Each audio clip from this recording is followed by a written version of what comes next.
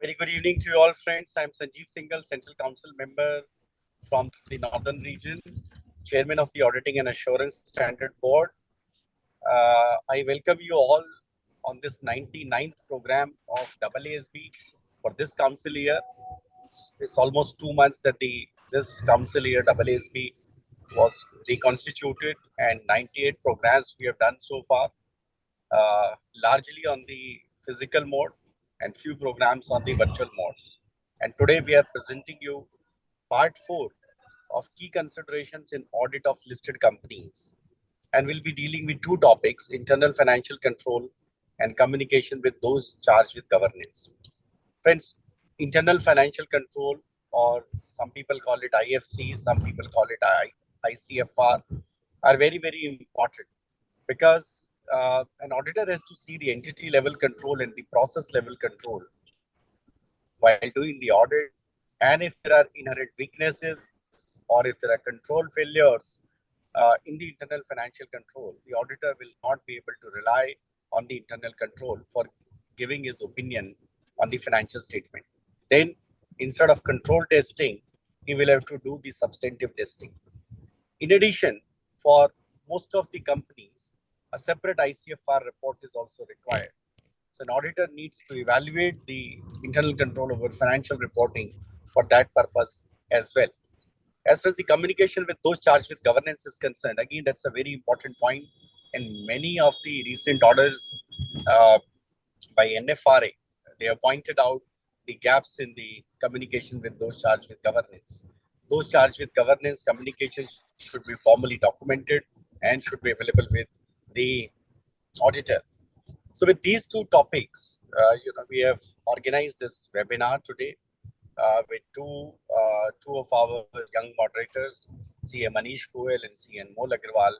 And of course, we have two very esteemed speakers, CA Vatika Arora and CA Ashish Gupta. Ashish is a veteran auditor, very well experienced. Ashish is a senior partner with Walker Chindyok and has taken numerous programs on a physical mode as well as on a virtual mode with the Institute of Chartered Accountant of India. He contributes significantly to the various initiatives of the various committees of ICI, including the Auditing and Assurance Standard Board. And similarly, Vatika has also taken several programs in the past, and the feedback has been really good. So with these two speakers taking these two topics, I'm sure that it will be a very enriching session for all our members. And friends, let me also tell you that two of our helplines are currently operational. One is with regard to the bank branch audits. If you have any queries, please write to us. And the helpline is open up to 30th of April. And secondly, this statutory audit related queries helpline of corporate as well as non-corporate entities is operational from today. If you have any queries, please do write to us. We have sufficient number of experts, and this helpline is open up to 30th of September. And both these helpline are free for our members. There is no fee for asking your queries. But please keep in mind the final opinion has to be expressed by you. So please, evaluate the views of the experts, but arrive at your own conclusion. With this background, I'm once again thankful to both my esteemed speakers, Ashish Bhai and Vatika Arora, and both the moderators, Manish Goelji and Anmol Agarwalji, and all the esteemed participants who are expressing keen interest in attending our programs. May now invite Anmol to kindly take it forward. Thank you. Good evening, everyone. Before we begin, I would like to thank the Chairman of Auditing Assurance Board of ICI, Sanjeev Singhal sir, and Vice Chairman Vishal Doshi sir for organizing this series of webinars, which is helping in value addition of everyone, whether it is an experienced professional seeking deeper knowledge or a person who is eager to learn more. I thank you both for providing me with this opportunity of being a moderator to this webinar. So without taking any further time, I would like to welcome the first speaker, welcome all the participants, and introduce you to this first speaker on the topic internal financial controls, CA Vatika Arora.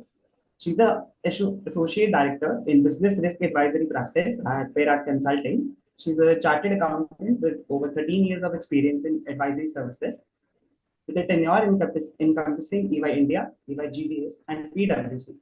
She specializes in internal control assurance, risk-based internal audits, and business process re-engineering across diverse markets of US, India, Africa, and South Asia.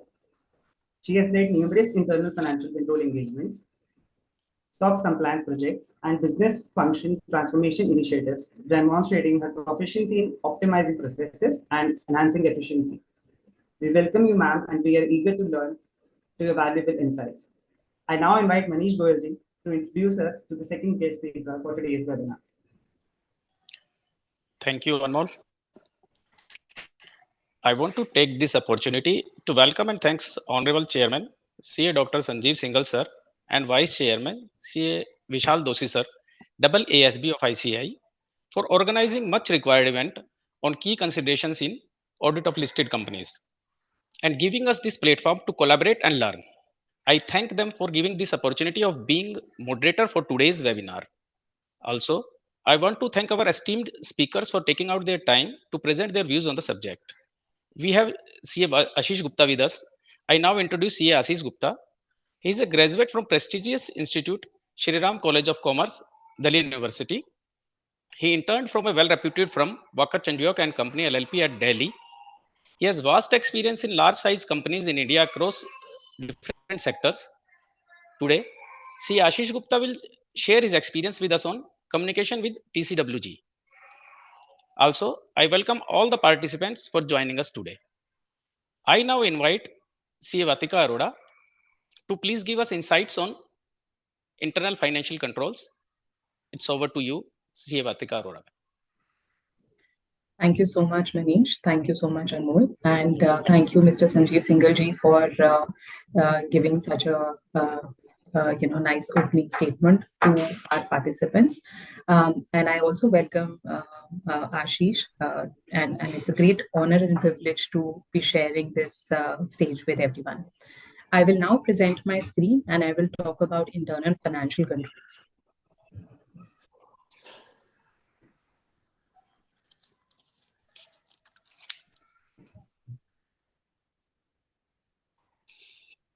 You let me know in case you're able to see my screen.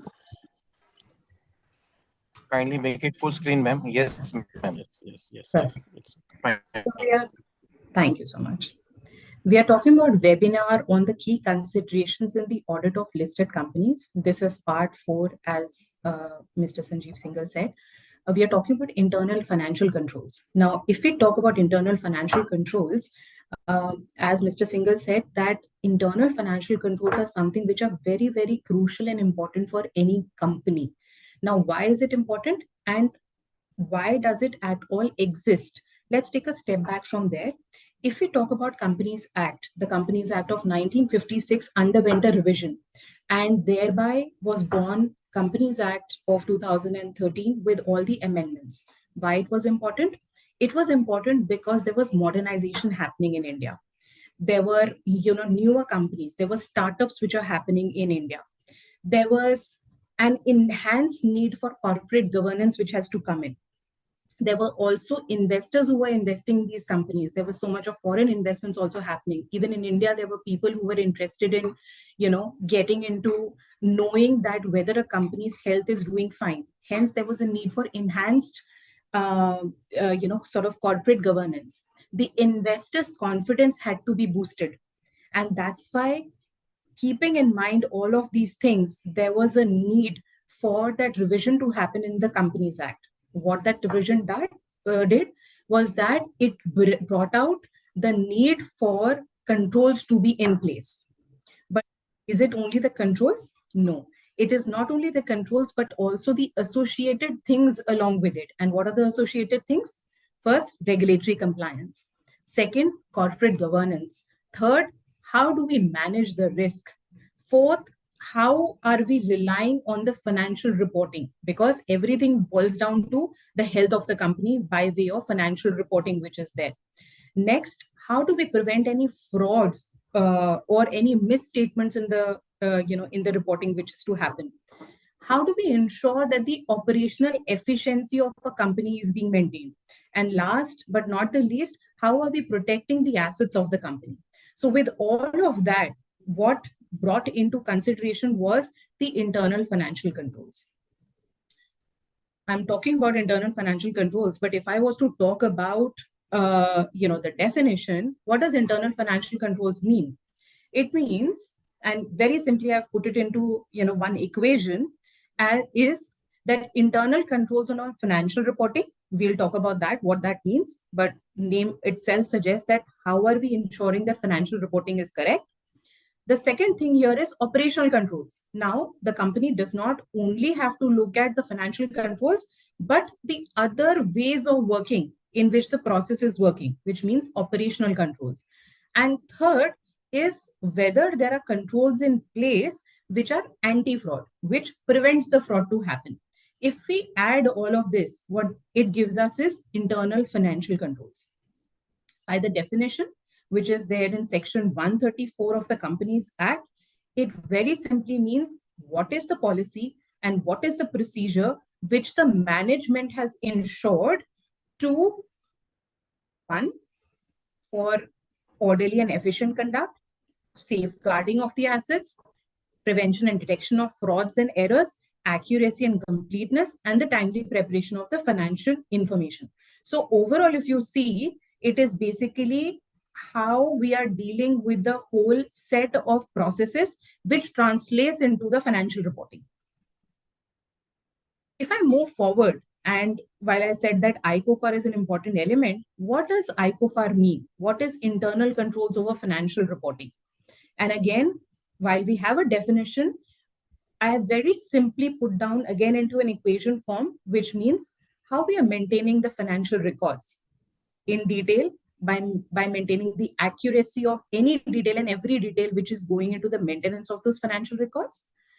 How are we authorizing the transactions, which means that whether the transactions which are recorded as per the generally accepted accounting principles and are authorized. That's also important. And thirdly, around the safeguarding of the assets. Now, when we include these three, what it gives us is internal controls over financial reporting, which means that the financial reports which are being prepared are following a process through which we are ensuring that all the financial reports which are prepared are stating the true and fair representation of anything and everything which has gone into the preparation of those financial statements. Now, we can very well debate that, the definition of IFC, which is internal financial controls, is mentioned as per section 134 of the Companies Act. The definition of ICOFAR, though it is mentioned in the guidance note for, the audit of ICOFAR, but it is adopted from PCOAB, which is the Public Companies Accounting, Orders Board. It is being adopted from there. What is the difference between the two? We talked about IFC, we talked about ICOFAR. What is the difference? Scope. The scope of IFC is much more wider, as we just saw that IFC not only includes the ICOFAR, but it also includes operational controls. It also includes the anti-fraud controls. Hence, the IFC scope is much more larger as compared to an ICOFAR scope of work. The definitions, we just spoke about it, that the definitions of IFC are mentioned in as per section 134 of the Companies Act, whereas ICOFAR, if you look at it, it is as per the guidance note which is being issued by the institute. The applicability IFC, it's mandatory for the listed companies. In ICOFAR, there are certain conditions under which the internal controls of financial reporting will be applicable. And auditor's report, we'll go further and look into it. But auditor's report, normally the auditor do not sort of comment on IFC, but they definitely have to report on the ICOFAR. While we are now through with the definitions, what does the compliance requirement stand for? So if I go into the compliance of it, let's have a look at this table. What this shows is that as per the section, or as per the Companies Act, section 134, there's a director's responsibility statement. Now, what does this director's responsibility statement mean? The director's responsibility statement, it means that any director of a listed company will have to ensure that the internal financial controls have been laid out, one, and secondly, that these controls are adequately and operating effectively. So the health of the company, the health of the internal controls is the responsibility of the directors, but just to ensure that whether they are in place, right? So hence, what becomes necessary for the public listed companies is IFC. So the director's responsibility statement will include that whether internal financial controls are there for the public listed companies, though it does not mandate for the public unlisted companies or for the private companies. While the other requirements, if you see, which is auditor's report, the audit committee, independent directors, as well as the board of directors report, you will see that there is a necessitation of ICOFAR requirements under all of these sections. I will go detail into each of this. So director's responsibility statement, as we mentioned, that IFC, they have to talk about, whether internal financial controls are there, whether they're operating effectively or not. The second thing here is that, section 217, 2AA of the Companies Act, it mentions that the directors have to ensure that whether the accounts of the company are being maintained properly or no. But the director's responsibility statement on IFC is over and above that, which means that they have to ensure that the financial reporting is happening correct, but they also have to ensure that whether the controls are in place to ensure that financial reporting is happening correctly or not. So this is an additional responsibility on the directors. Then question can also arise that whether this concept of internal financial controls is new in India. The answer is no.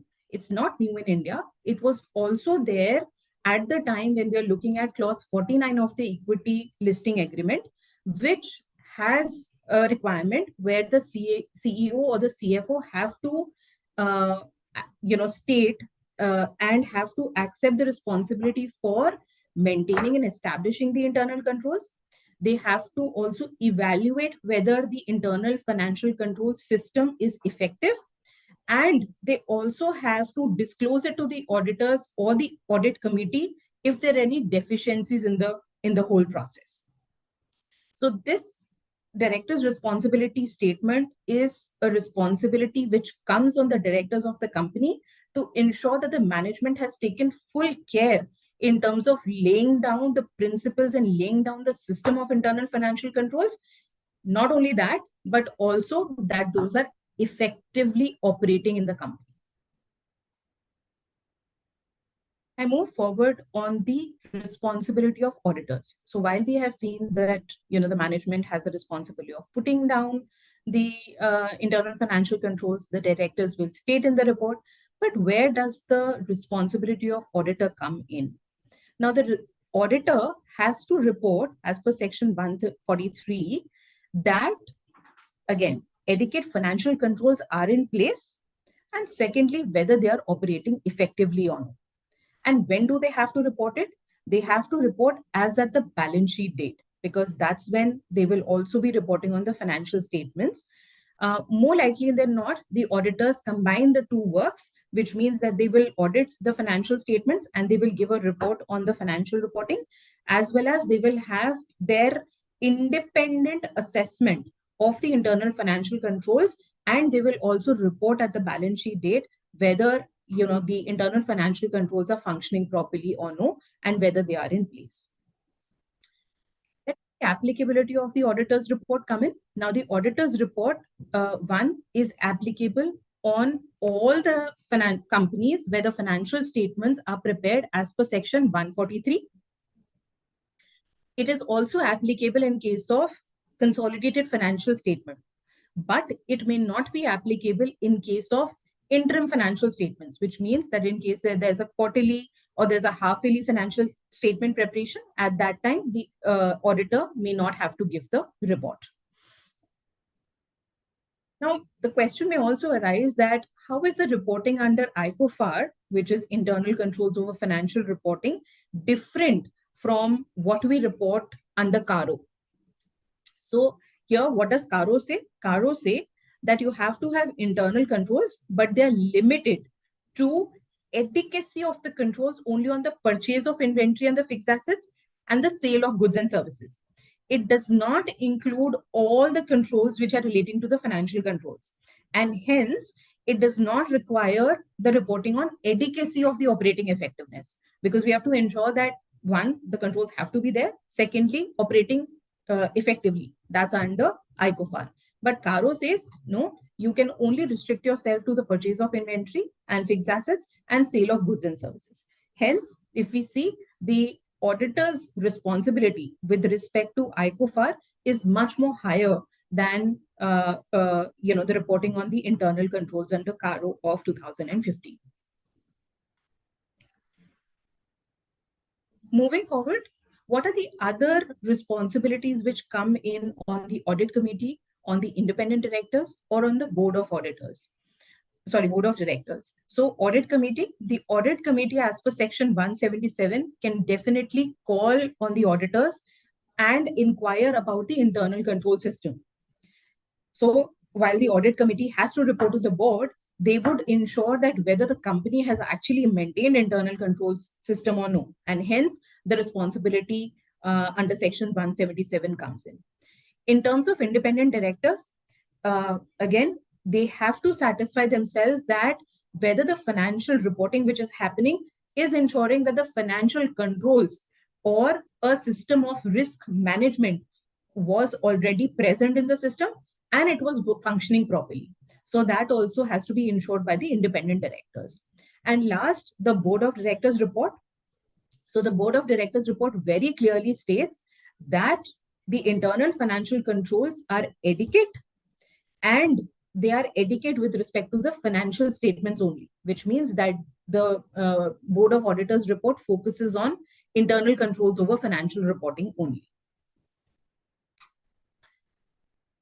Now, if you move forward, are there some companies which are exempted from ICOFAR? So all listed companies definitely have to go through IFC. All listed companies, auditors have to report on ICOFAR requirements. But there are unlisted companies which may not have to, which does not fall under that category, which means that they do not have to comply with IFC. They have to comply with ICOFAR requirements, which means the auditors have to report on the internal controls over financial reporting for the unlisted public companies as well. But when it comes to private companies, there are certain exemptions. And what are those exemptions? So the exemption says that under section 143, if it is a one-person company, or if it is a small company, or if the turnover of the company is less than 50 crores as per the latest audited financial statements, or the borrowings of the company at any given point in time during the year is less than 25 crores, then they're exempted from the requirements of ICOFAR, which means that the auditor in this case will not provide an auditor's report on ICOFAR. The small company is again defined in section 285 of the Companies Act, where it says that the paid up share capital has to be a particular limit, and a turnover of the company, again, there are limits which are being defined.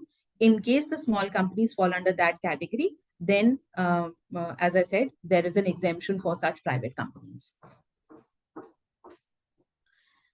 While we have talked about IFC, ICOFAR, what that is, we have also talked about that, what are the responsibilities of different personnel in a company, which means that the director's responsibility, the board of directors' responsibility, even audit committee's responsibility, and for that matter, the auditor's responsibility. While we're talking about all of that, the essence of the internal financial controls comes from the definition of what do you mean by risks and what do you mean by controls. So let's delve into that. What is internal control? Now, Standard on Auditing 315, it identifies and it defines that any process which is being designed, which is being implemented, and which is being maintained by those with governance, management, and other personnel to provide a reasonable assurance on the objectives of the entity with respect to financial reporting, with respect to operations, how effectively and efficiently those are managed, with respect to asset safeguarding, and with respect to the compliance requirements that consist of internal controls. The control per se is only a component of the whole process. Now, if I go into the definition of internal control and go deep into it, you would ask me that what does a proper and an adequate internal control system consist of? So I would say that there are 5 components in case you want a system of internal controls to be considered adequate. The first and foremost component being control environment. The second being entity's risk assessment process. The third being control activities. Fourth being information system and communication. And fifth being monitoring of controls. Now, while it may look theoretical, but it's very, very logical. First and foremost, what we need to get into is control environment. So under control environment, we're looking at, while a company has a control environment to be put in place, what are the integrity and the ethical values of the company? What is the commitment to the competence? What is the participation by the management in the philosophy and the operating style of the internal controls? So we have to ensure that at an organizational level, there is a control which is commensurate to having the controls in place. And it also ensures that the organizational structure and the assignment of the authority and responsibility is pretty much in place to ensure that the internal control system functions properly. Then the second point here being that, or the second element here is the entity's risk assessment process. Why would we assess the risk? The management would assess the risk in order to identify what are the risks which can affect my business. What is the likelihood of such risk to arise? And how do I manage the risk? And what sort of risk can be there in a company? The risk can be if a new personnel has come in, who is in a position of authority.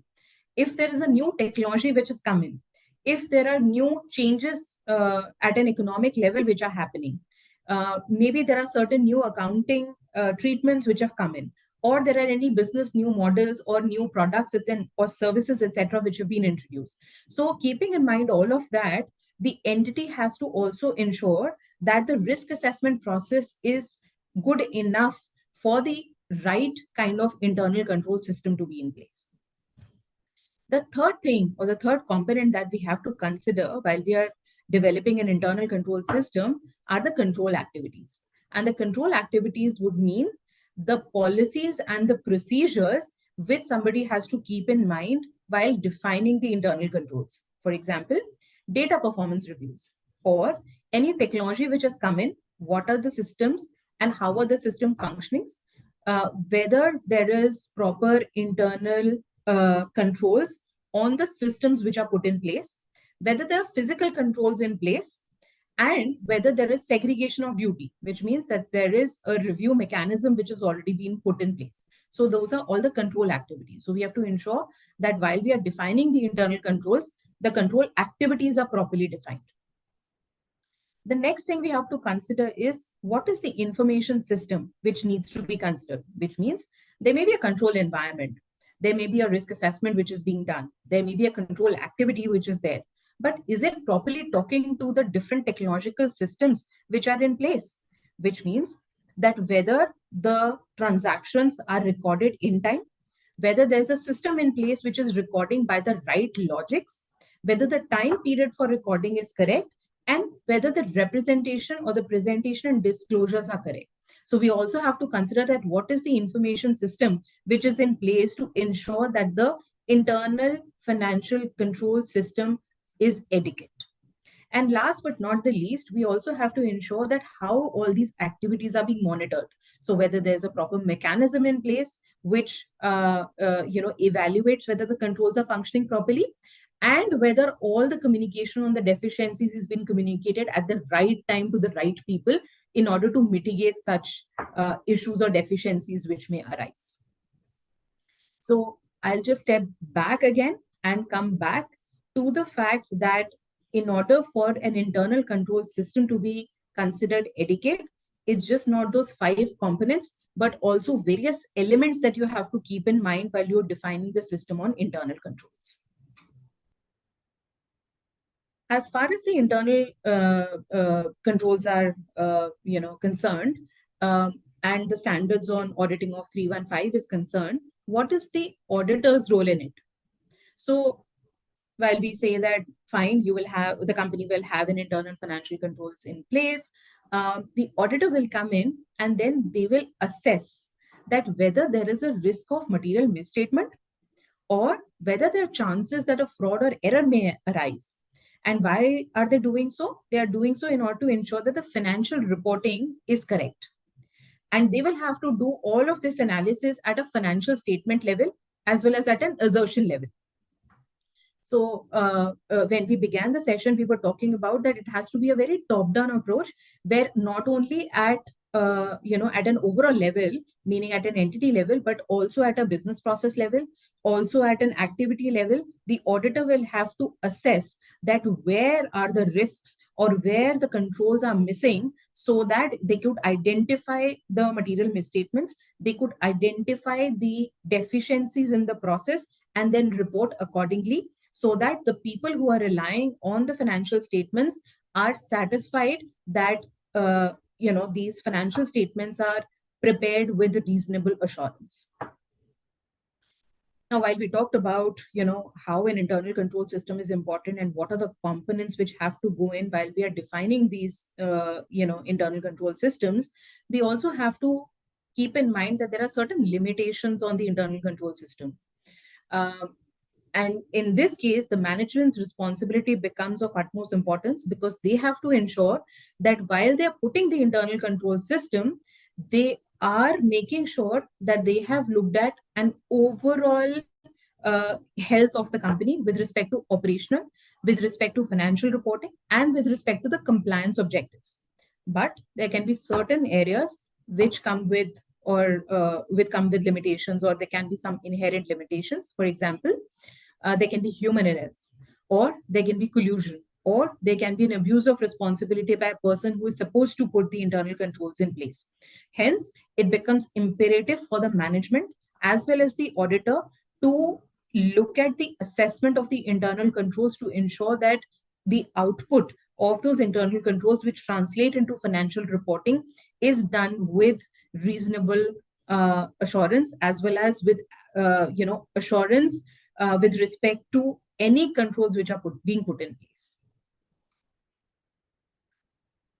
If we move forward, as far as risk and controls are concerned, there are certain frequently used terms, and these are important terms because when the management is trying to put an internal control system in place, they have to understand some of these terminologies like process or activity level.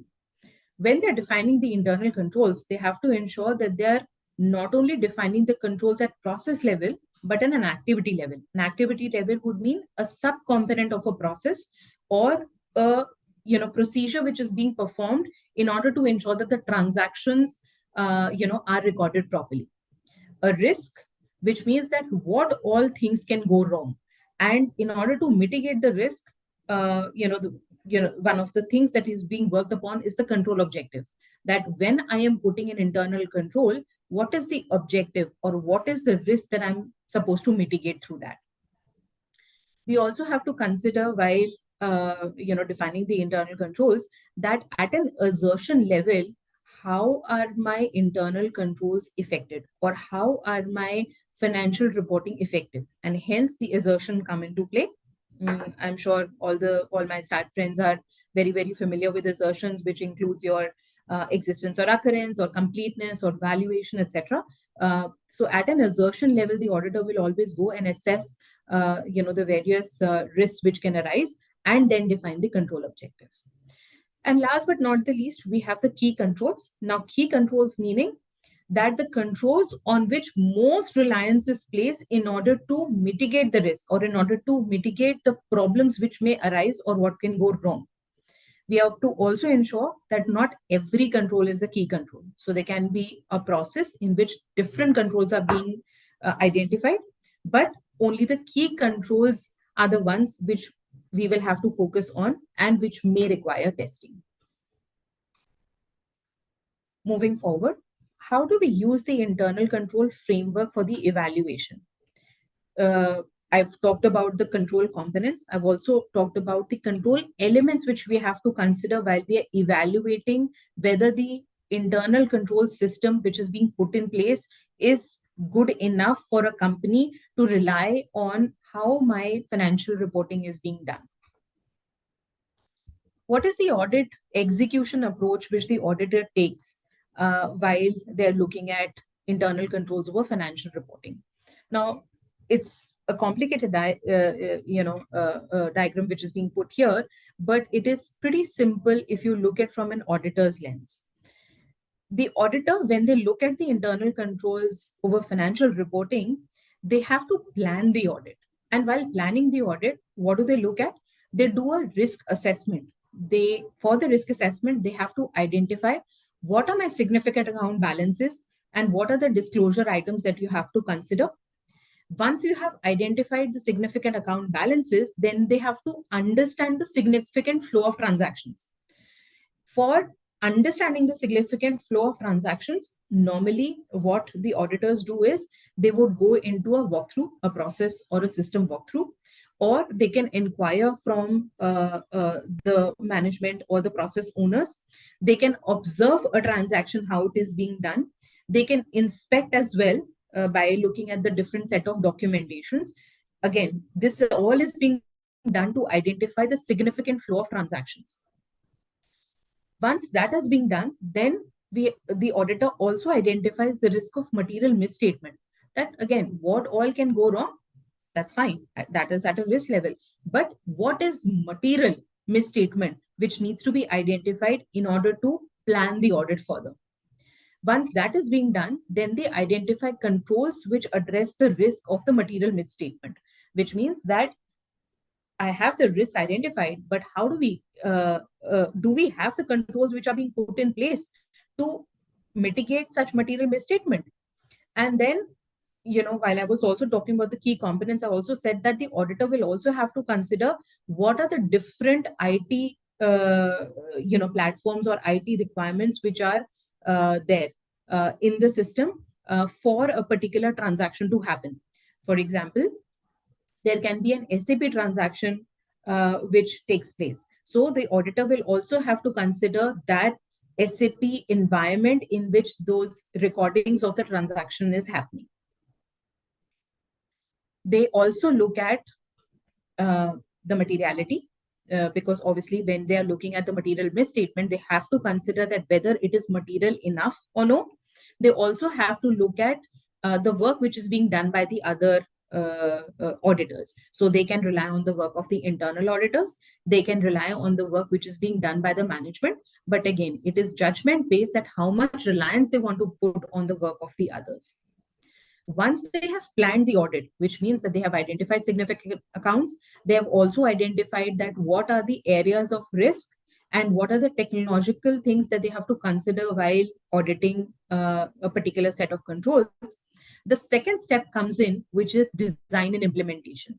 Now, under the design and implementation, very simply, they're looking at whether the control exists, whether the design is fine, which means that it is adequately designed, and whether the design of the control, which is already fair, has been implemented or it is in place. If we go around and check that whether the design is fine and whether the implementation of controls is fine, then the next step of the auditor's journey comes in which he or she assesses the audit impact, and then they plan the procedures. So whether they want to go into substantive testing or whether they want to go into testing of a few controls, that is being considered. And once they have figured out that, yes, the design and implementation is absolutely fine, then they would plan the operating effectiveness. So for the operating effectiveness, what are the steps? For the operating effectiveness, they will see the nature, the timing, and the extent of testing, which means that they may look at the population. By looking at the population, they may figure out that there are certain sample tests that they will have to perform in some controls. Once they have performed those testings, which can include either testing by looking at the documentation which is available, or for the material misstatements of for controls which are material in nature, they may also want to go for re-performance of such controls. So once they've looked at all of that, then they would conclude on the findings of the operative effectiveness, saying that whether the controls are operating effectively or whether they are not operating effectively. Depending on that, they will then form an opinion on internal financial controls over financial reporting. And once they have formed an opinion, then they will report it back to the management as well as to the respective stakeholders. So this whole flow of the audit is very, very essential and crucial for the auditors to look at comprehensive internal controls and to ensure that the financial reporting which has happened, which is based on your internal control system, is functioning fine. So while we started initially, we talked about two things, that the auditor's responsibility include that there is internal financial controls, and second, whether they're operating effectively. And this whole flow of events ensures these two objectives. If you move forward, it's a quick recap of what we have seen up until now. If I talk about the definitions of ICOFAR and IFC, I think first and foremost question which comes in minds of, I'm sure, all of my friends is that whether IFC and ICOFAR is exactly the same thing. No, they're not the same thing. The scope of IFC is much wider because it includes operational controls, because it includes anti-fraud controls. However, ICOFAR, it only focuses on all the controls which impact my financial reporting. The second thing, or the second question which comes in the minds of, again, I'm sure a lot of my friends is ICOFAR defined in the Companies Act 2013? No, it's not defined. It is as per AS5 of PCOAB guidelines, but it is definitely mentioned in the guidance note on audit of internal controls over financial reporting. The third question, which is imperative, is there a framework for both IFC and ICOFAR which is being defined? Yes, the framework has been defined. We talked about the framework when we were talking about the internal control system, the key components that one has to consider while defining or while putting in place the controls system. That for us is the framework.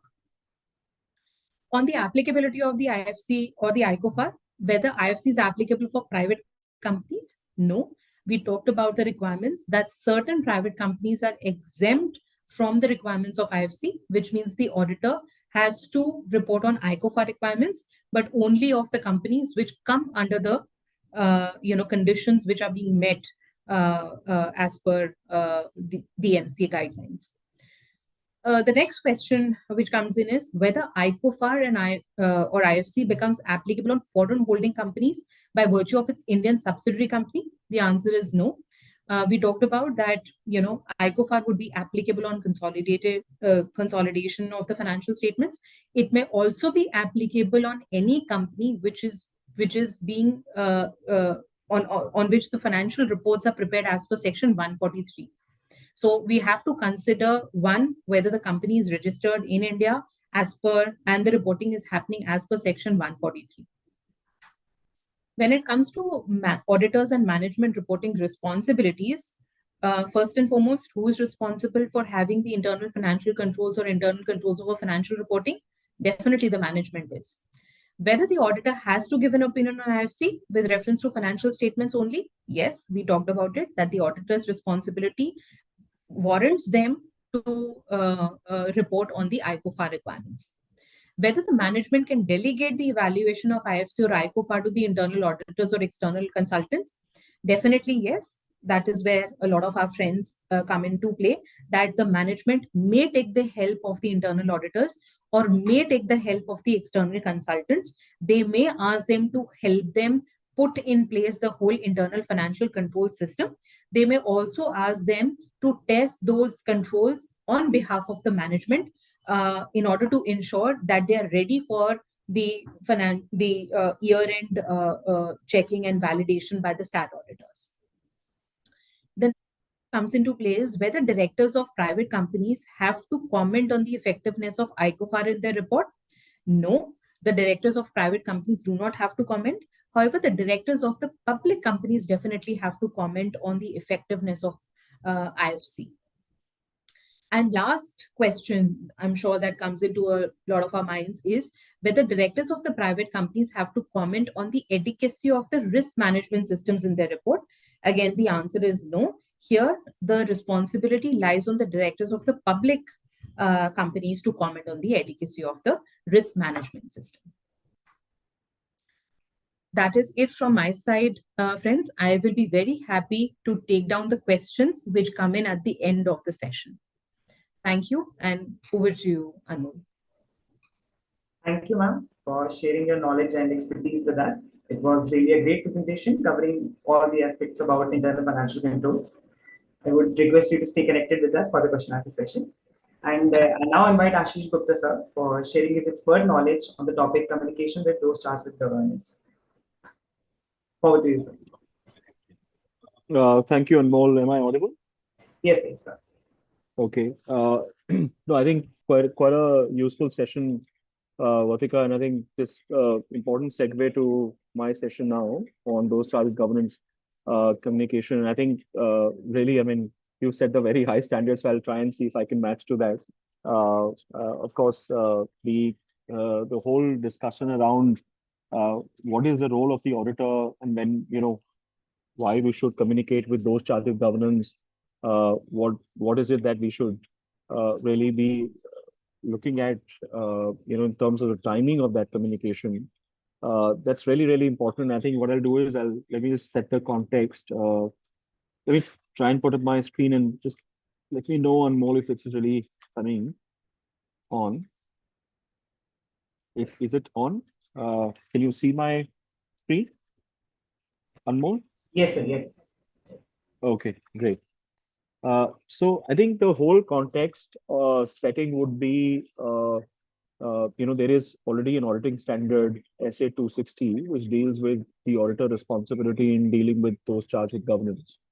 And why is it important? Why is it so relevant that, you know, we should be discussing, especially when we are having this as part of the series on audit consideration for listed companies? Because of late, in most of the NFRA findings, you know, NFRA, as you all know, is a regulator that deals with, you know, the auditors and the audit work for their compliant companies, NFRA listed companies, or scheduled companies in the NFRA ambit. The common observation across has been that the auditors have been found to be not interacting enough with those charged with governance. There is a responsibility that is tasked on the auditors. And I think Vatika also mentioned about the aspects that, you know, management has a responsibility to, you know, put in place processes and controls. And those charged with governance have a monitoring role, a governance oversight on whatever the management has put in place. Vatika also talked about the fact that, you know, the directors of a listed company under Section 134, subsection 5, have to talk about the, you know, adequacy of the internal financial controls, and they also have to necessarily sign up in their director's report on that. So imagine a situation where, for example, you as an auditor have a different view and you don't interact with them, with those charged with governance, and you find your report to be in different context to what is really listed out in the director's report, right? How would you think the reader of a financial statements audit report and the director's report is going to react to that? So the whole aspect, therefore, is that, you know, while our report is to the members of the company, which is the shareholders, we have to understand that those charged with governance have a fiduciary responsibility towards the same members of the company to make sure that there is an adequate governance framework which includes financial reporting, right? So therefore, it is very important that the auditors and those charged with governance are in sync when it comes to effective communication. Some of the observations that have really you know, been there with the NFRA, and which really relays the aspect of and re-emphasizes the aspect of the standard, is that the NFRA has found that either the auditor was not really sufficiently communicating in terms of the audit finding, in terms of, you know, the issues that they've they've really faced as auditors, what are the areas that they're focusing on, or the fact that they've not really had a conversation with the board, means those charged with governance, as to what is their view of the financial information or the systems and processes of the company. Plus, they've also had a situation, or NFRA found situations where there were serious deficiencies in the audit work communicated through the audit report, or both financial statements and for controls. But the audit committee or the board were not even aware of, or not even discussed of that. Right now, when you talk about why is it relevant? When you talk, as I said, when you talk about, there is of course a management responsibility, there is an auditor responsibility, but there is also responsibility of the board of directors. Responsibility of the board of directors cannot be exercised unless and until they understand the aspect of the work of the auditor and what the auditor has to eventually report to the members. Right. So therefore, it is absolutely critical, and I would request every member who's attending this meeting in practice, or in industry, that they should basically look at this particular area very, very carefully.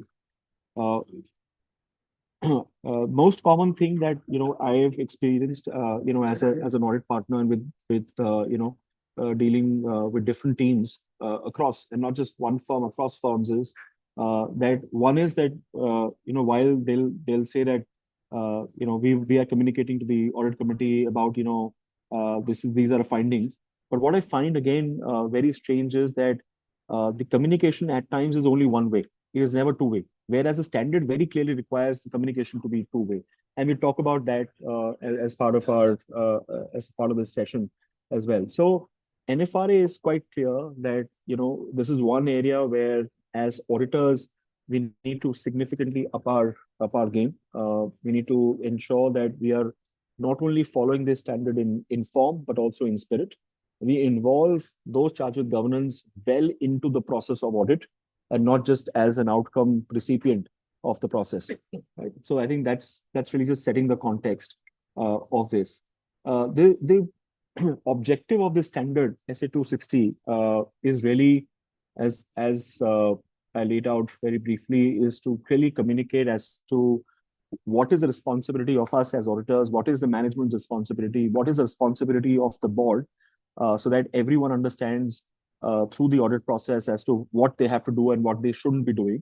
Also, it is very important that there is a timely information with those charged with governance through the process, whether it is the planning, whether it's the execution, whether it's difficulties faced, whether it is discussing, for example, internal financial controls or IPOFA, because the management would be doing an IFC testing for the board to rely on.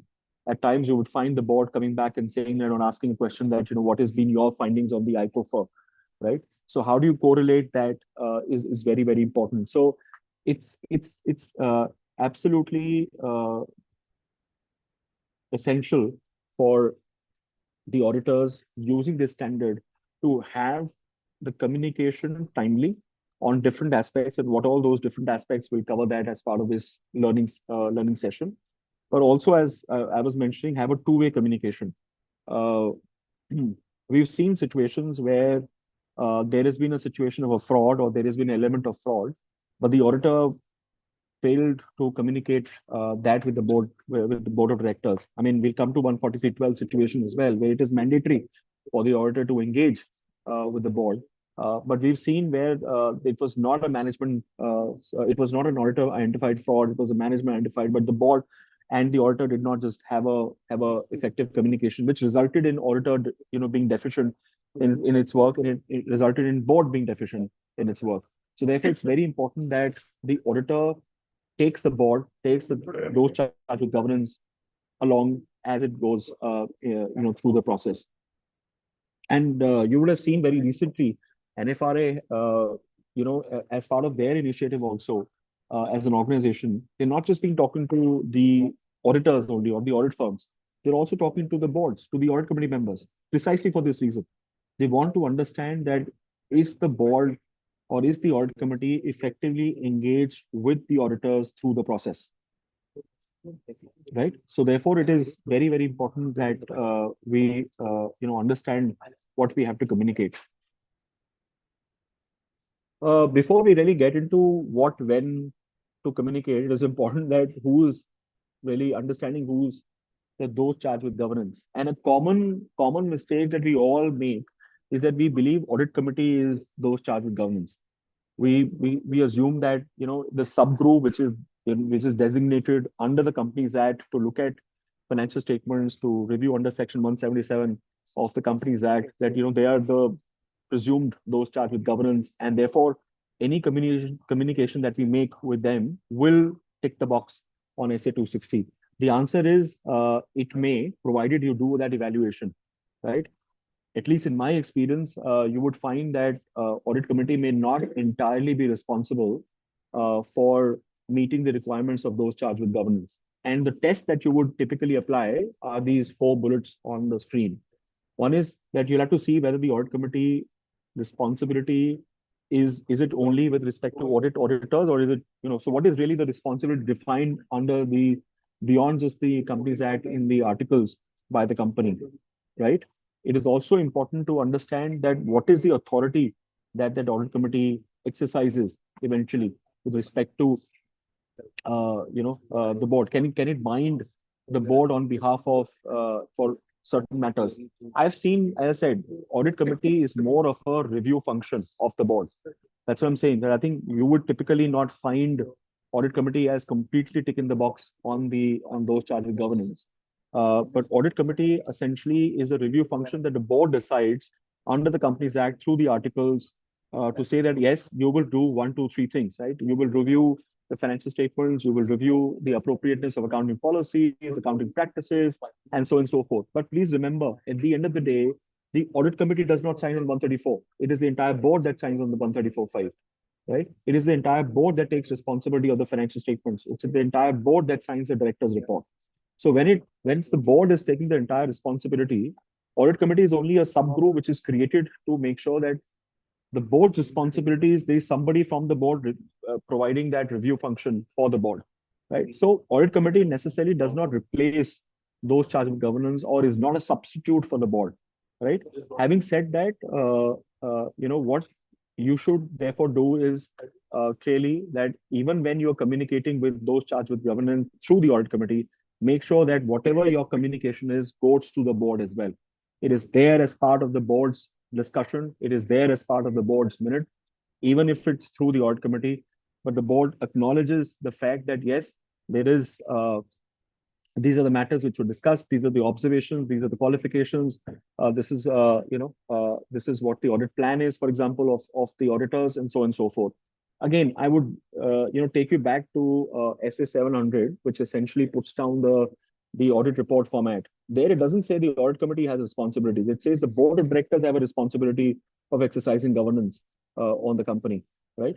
And therefore, it is very, very important that we do not mistake audit committee to be only those charged with governance. It is the board that is those charged with governance and not just the audit committee. Audit committee only exercises a review function.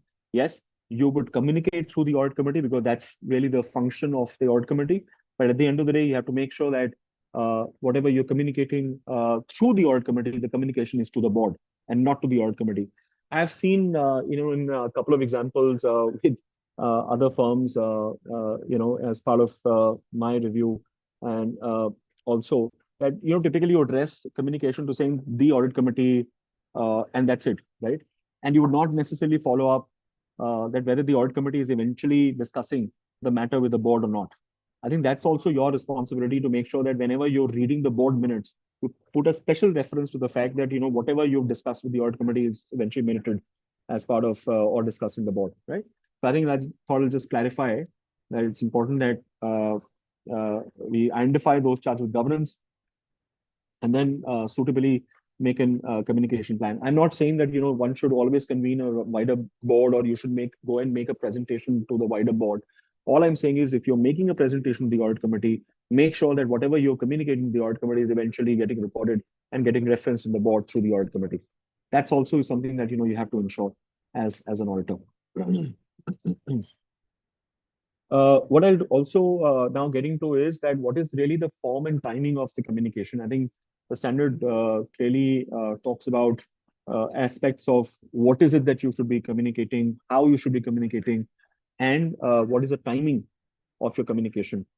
In terms of the format of it, and oral communication. So, somebody could just have a question to say that, I just went into the meeting with the board or the audit committee, and I just told them, these are the 5 issues or the 5 areas that I focused on as an auditor. Question is it sufficient communication? Is it sufficient compliance of SA 260? The answer is no. All have to understand that, any standard, the fundamental is audit documentation, SA 230, right? The fundamental is that whatever you're communicating to the board or to the audit committee is documented in some form and shape, sent to the audit committee or the board, as the case may be, minuted in there as an evidence of this being discussed. So please do not confine yourself to only oral communication. Please make sure that it is writing. Even if you've done an oral communication, make sure that is minuted later on. So it could be situation where, or circumstances where, for example, you were called into a meeting, and in that meeting, there was a discussion, and that discussion basically, happened without you being putting into anything in writing. But at the end of the day, you should definitely document. Give me 1 minute.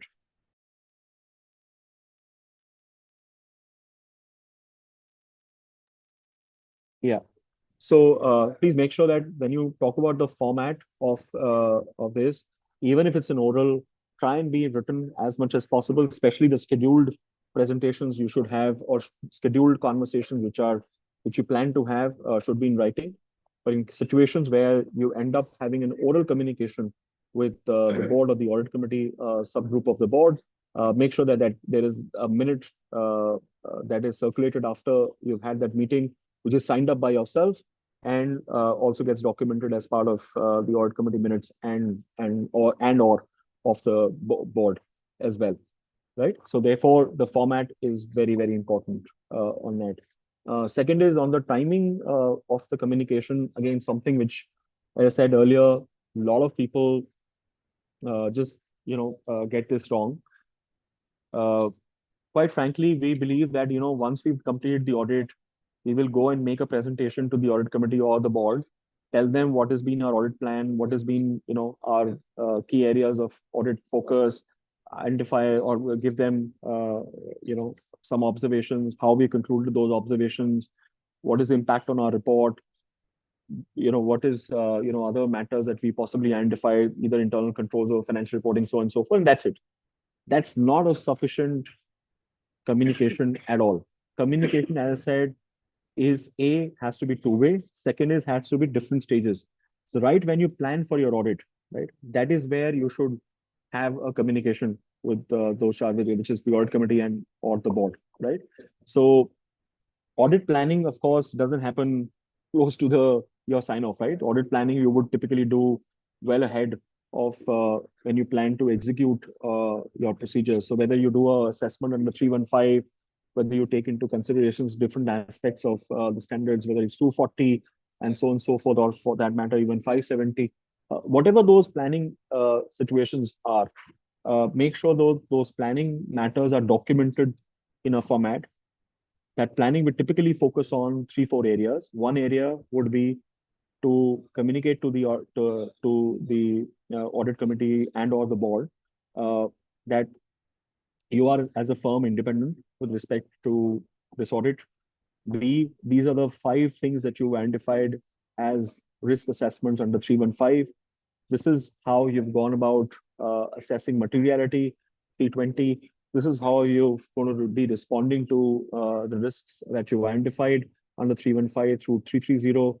These are the specific procedures that you're going to be performing on areas of key audit matters, and so on and so forth. So this kind of a audit plan, which will have risk assessment to how you respond to risks, that document needs to be circulated well in time, and that should not be done again as a tick in the box.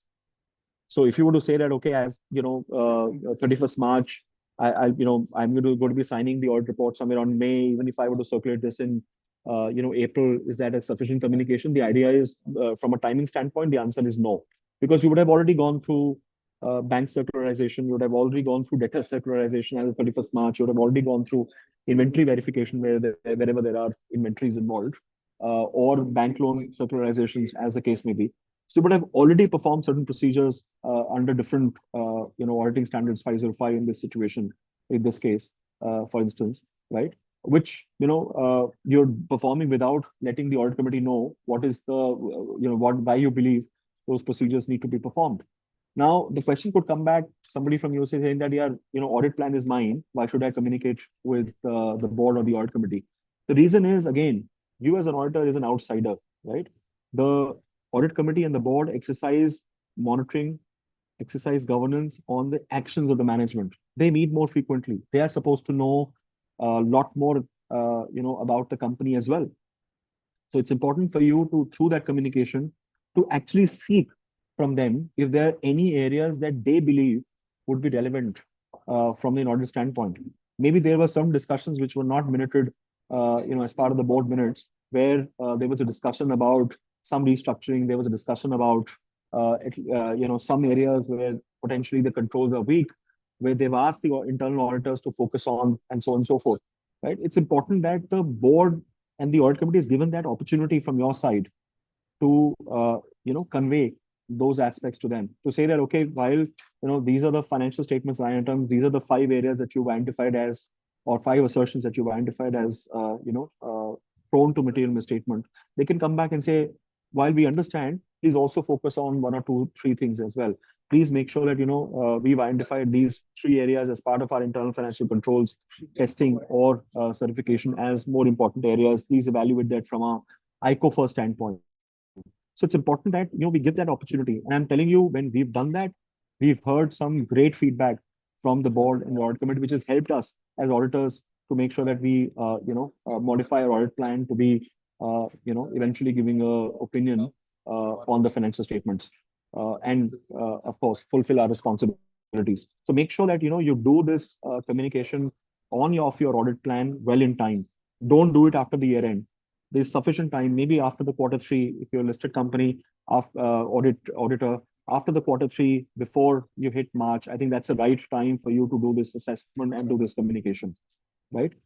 Second aspect is, again, very commonly we find auditors not using the board of the audit committee that frequently, is the wherever they face significant difficulty or they find any deficiency of internal controls. Again, the tendency typically is that whenever we are doing this at the year-end audit communication or audit reporting, we would communicate at that time. I think the point is at that time, a lot of water would have flown under the bridge. So it's important that whenever you identify areas where you're facing significant difficulty, so it could be a situation where, for example, the company comes back and says that, hang on, we can't do physical verification on these 5 depots or 10 depots, which were otherwise scoped in by you for 1 to 3 reasons. The question is that, and you believe that inventory is the most important asset on their balance sheet and prone to material misstatement in financial statements, especially on the existence assertion. Then I think it's important to communicate the same through the audit committee to say that, hang on, we believe there could be a limitation of scope on on the existence assertion of inventory. We're just letting you know. And if there are any suggestions that you have, please do communicate to us. It's important that the audit committee and the board or the board are made aware of these situations well in advance, not at the fag end, because at the fag end they would not have the chance to respond to a situation, right? So in case they have to push the management to course correct, in case they have to say that, okay, these are the 5 things that you can possibly do, and we will facilitate that. All of those opportunities are lost if you were to not communicate on time, right? Basis.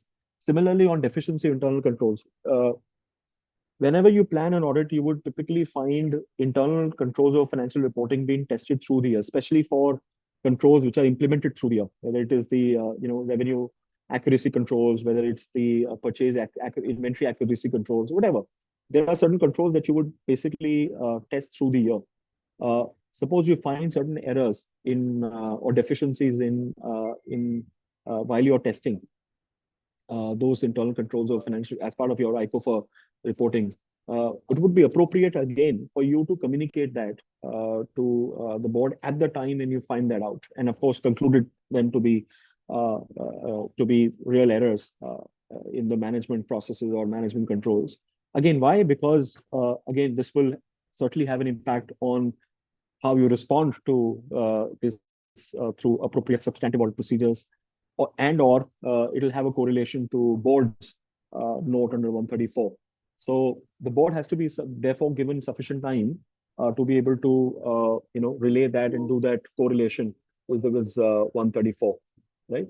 We talked about the independence matters. Uh, Again, whenever one situation is that you're through the year independent. So anyways, as part of your quarterly communication, which is, that communication is governed by Regulation 33 of the Securities Exchange Board of India, LODR. The LODR, anyways, will want you to sort of communicate as part of your issue or limit review report or an audit report, as the case may be, in which you will anyways communicate. But it's again important where suppose you identify any threat to independence. Let's say the company was taken over by some other person, and that where you are already providing certain non-audit services. Even though you may mitigate that non-audit services, but it's important that the audit committee and the board is aware of. Second, if let's say you are providing certain permitted non-audit services, there are certain still being a listed company doesn't mean or auditor doesn't mean that you can't provide any services. That's again 144 is a very debatable topic, but let's assume that you can provide certain permitted services. It's important that you take a pre-clearance from the audit committee and the board before you provide those services for as an auditor. So therefore, whenever you have a threat to independence where you provide any services, permitted non-audit services, please make sure that the communication goes out to the audit committee and or the board immediately, and you have that evidence recorded as part of your audit files. Concluding matters prior to issuance of course, the audit report, you have to make suitable communications with the audit committee. Now, question would be what time prior? What we've done as at least what I follow is I just follow the sequence of saying that I will, as and when my audit plan is ready, well before the year end, we'll make that communication. As and when I identify any important matters that requires the attention of the board and or the audit committee, we'll communicate that. Similarly, whenever I'm concluding the audit before and well before, we typically encourage something like a pre-board or a pre-AC, pre-audit committee, where we communicate some of the observations that we've had and how we've responded to those observations, whether through a modification to the audit report or an emphasis of the matter, or no modification, no emphasis of the matter. So it just helps in making sure that there's sufficient time given to the audit committee and on the board to respond and react to the observations that we've had. In terms of going to certain details of what to now communicate, so we've discussed about the form, we discussed about the timing, we discussed about what is those charged with governance. We discussed about why is it relevant for you to, as an auditor, to have that communication with those charged with governance, the audit committee and our board. But now getting into slightly more details of what are those matters that should be included as part of the communication, specifically the year-end audit. Some of these, should also form part of your quarterly communication, and I'll highlight specifically what are those areas that you should form part of your quarterly communication. But at the year end, certainly this is what should follow. Now, SA 260 should, and just a reference check, SA 260 should also be followed for a quarterly presentation and should not just be looked at from an annual year-end standpoint. I thought this is a reference check for all of you. So first, it really is defining what is the auditor's responsibility with respect to the financial statements. And why I'm saying this is that it is important that the board reconfirms what is our obligation as auditors, whether it is either that limit review or the audit. In this case, of course, the reference here is 143.10, which is an auditing reference, which you typically give only at the time of an audit. But suppose you're doing an audit on a quarterly basis, or you're doing a limit review on a quarterly basis, there also it's important that you highlight what is your responsibility in respect to that result, which is under Regulation 33, or the annual financial statements. Uh, as you're all aware, there is also a standard SA 720, which deals with information other than the financial statements, which is included as part of the annual report. It is important that is also included as part of your responsibility to demonstrate that what is it that you've done as being involved as the auditor. The second is it's talked about what is the plan, scope, timing of the audit. As you are aware that as an auditor, you have to gather sufficient and appropriate audit evidence. The timing of the audit procedures, the evidence that you gather, the timing of the audit procedures is very, very important. So therefore, it's important that you lay out as part of your audit plan these elements of when are you going to perform internal controls or financial reporting testing, what are the different areas of risks and focus areas that you've identified. All of that should be included and needs to be included in the communication. What are the issues that you've noted in the past on Caro? If there are any early warnings that you want to give, for example, on Caro, let's say bank reconciliations or let's say the submissions of loan, the assets, under pledge with the banks, for example. That information, if suppose you find to be deficient on a quarter basis, maybe good to include that as part of this. But I want to highlight one important thing here is that at times, you as a principal auditor may not be auditing all the components of the group, right? They could be only auditing the parent company or one or two subsidiaries, and some of the other subsidiaries could be audited by some other audit firm, whether in India or outside India. It is important that you clarify as to what is the proportion that you're auditing very clearly. What is the proportion that is being audited or reviewed by somebody else? What is the proportion that is neither audited nor reviewed by anyone?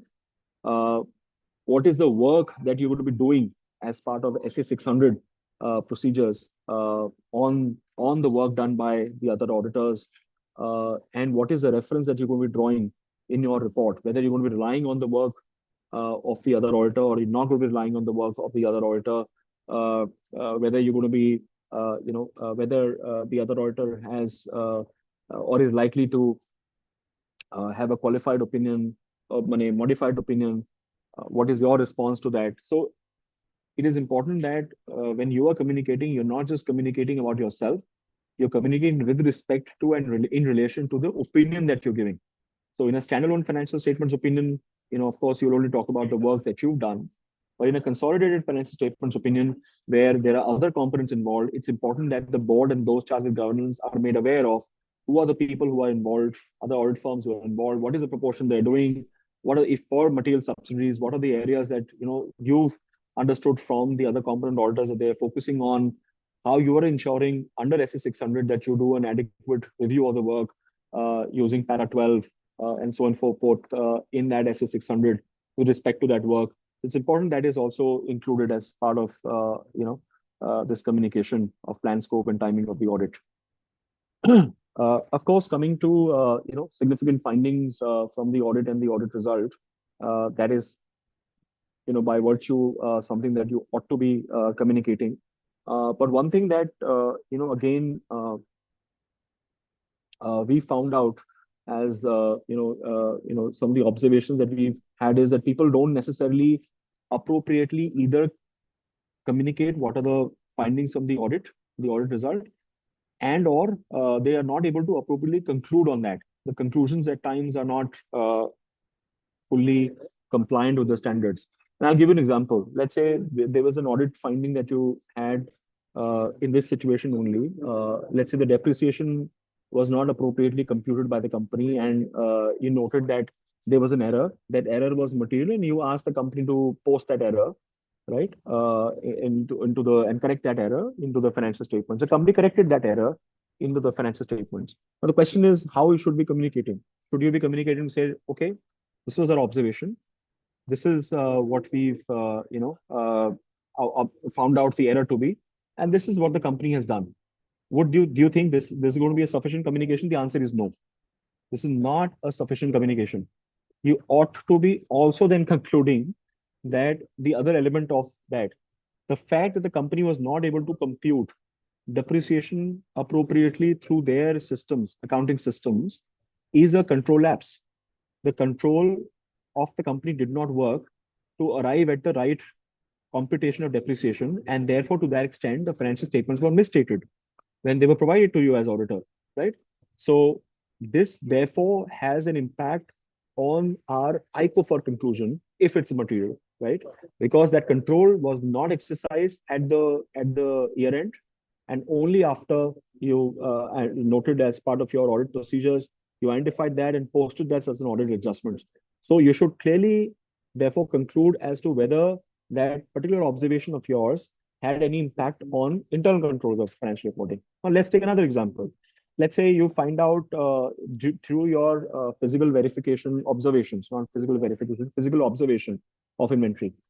Management conducted physical verification of inventories and you observed. Now, during your observation, you noted that there are certain deficiencies in the quantities of the inventories, and therefore the existence of inventory ought to have been corrected. Now, you identified that those deficiencies, told the management that, while you were saying these are, 10 boxes, but we found out they were not 10 boxes, there were 5 boxes, or 5 boxes were empty, right? So one is that you communicate and you conclude them to be a financial statement impact. But the other aspect is to communicate, to say that also do the first evaluation, then communicate, is to say whether it results in any, does it create a situation of weak control only, or does it also indicate fraud, for instance, right? So that's a level of evaluation you would do and make that communication. So never have the communication to be incomplete. Have the communication fairly complete. Your findings should essentially not be half-baked. They should follow the entire process of saying that what was the finding, what are the different elements of financial statements that got impacted, whether there was any need to modify the audit report, whether there is any need to look further beyond the financial statement audit opinion to controls or from a fraud standpoint, and then make that conclusion. Because all of those are relevant elements of your audit finding, which the board and the audit committee ought to know, right? We've also encouraged, and that's again an area, wherever there is a management bias, and I would strongly encourage you to do that communication, irrespective whether you have finding in this here or not. As you all know, whenever a company prepares its financial statements, there are certain judgments and estimates which are used, right?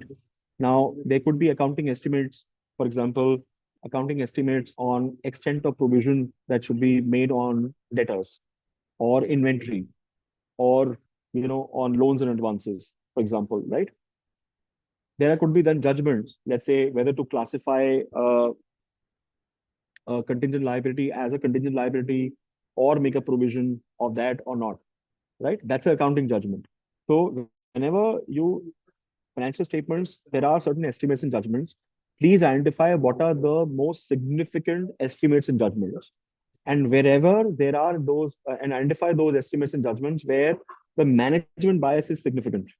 So let's say it's a very material or very material legal case that's going on, which could have a serious existential crisis for the company if that case was to go against the company, right?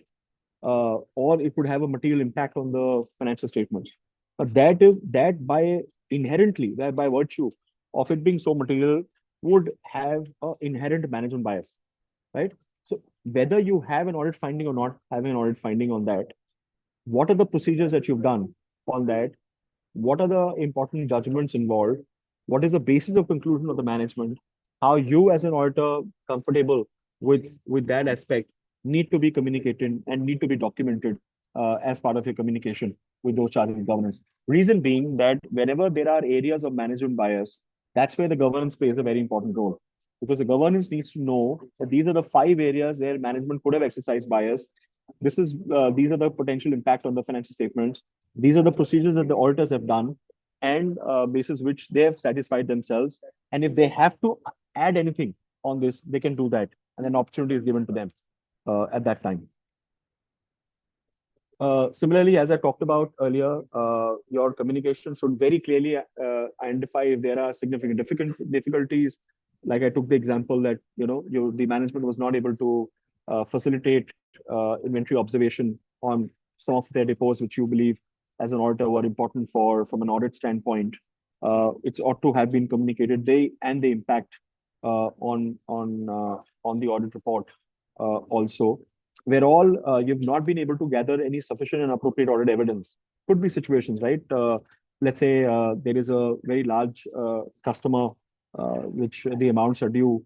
The company circularized at your behest, company circularized the confirmation to that customer. The customer did not respond, and you could not verify the fact that the sales actually occurred with respect to that customer, right?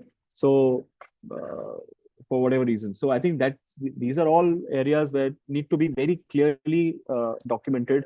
And again, not just, as I said, documented, but also fully, concluded as what is the impact on the financial statements opinion and or the internal controls opinion, right?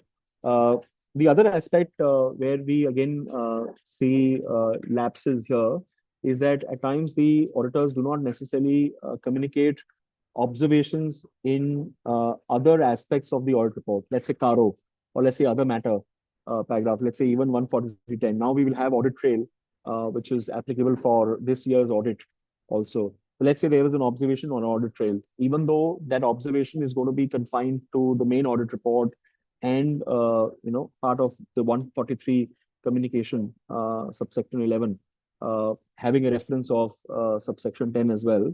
But nevertheless, at times the auditors believe that, because it did not have an impact on the financial statements, we don't need to necessarily communicate.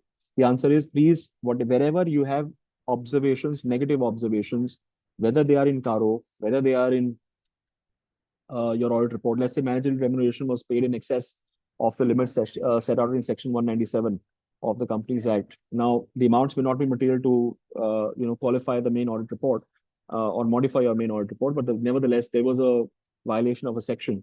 Maybe it makes sense to communicate that as well. Let's say there are delays in depositing statutory dues, and therefore your CARO to that extent would carry that remark. It's important that you carry that remark in your communication with the audit committee, so and or the board. So all your observations in either the main audit report or the annexures to the audit report ought to be carried and communicated to the audit committee and those charged with governance.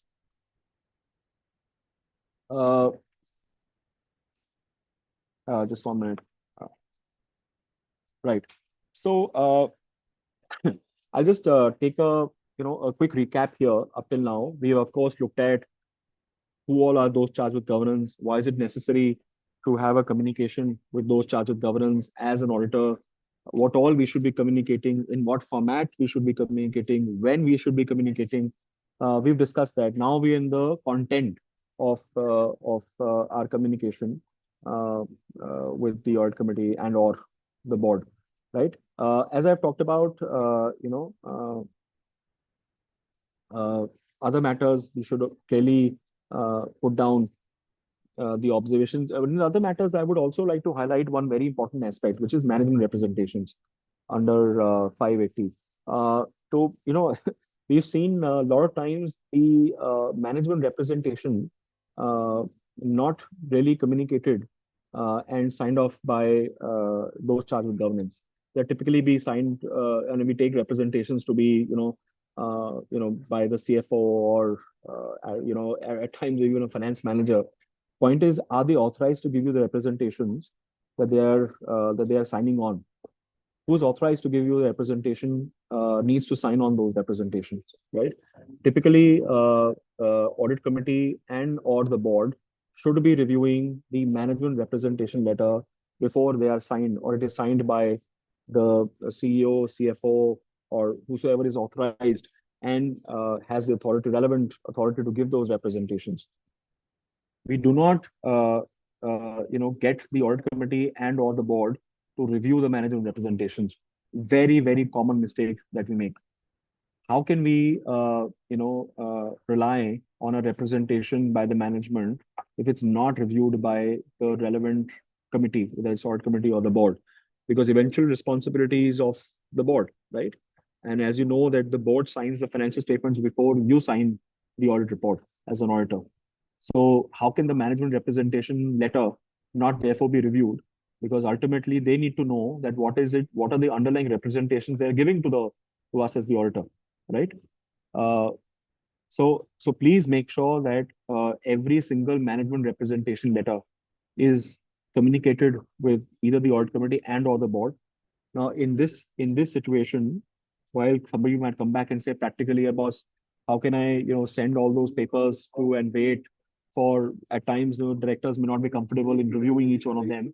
What you should then do is please make sure that you have one section as part of your audit communication on key management representations and have two subsections on that.